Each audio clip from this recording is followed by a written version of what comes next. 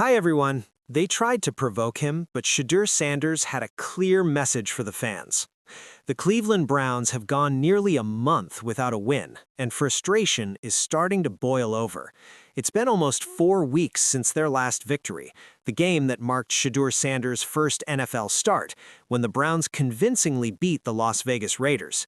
Since then, Kevin Stefanski's team has been competitive in most matchups, but the results haven't followed. The Browns are 0-4 during that stretch.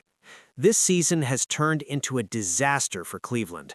Their 3-12 record tells the story, and there's a strong chance they finish 3-17, the same mark they posted in 2024.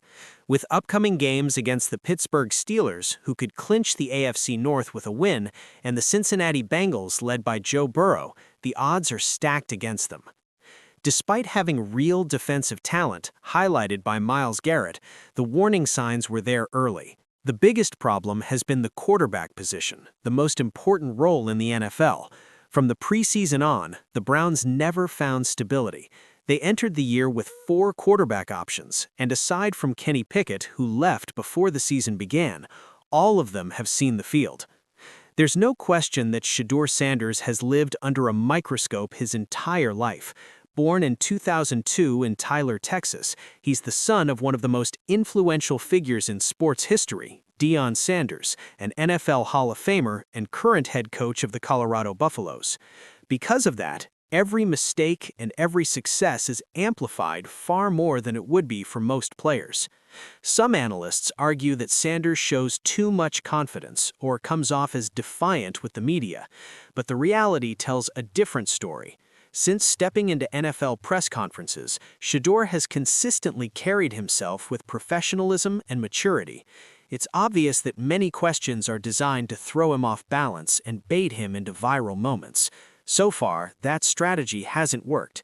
Analyst Christopher McNeil on the Big Play Cleveland show summed it up perfectly, saying that reporters are trying to lure Sanders into criticizing coaches, but he refuses to take the bait. On the field, Shedeur Sanders holds a 1-5 record as the Browns' starting quarterback. Even so, the offense has clearly looked more functional with him under center than it did with Joe Flacco or Dillon Gabriel. That said, nothing is guaranteed. His performance doesn't automatically lock him in as the starter for 2026.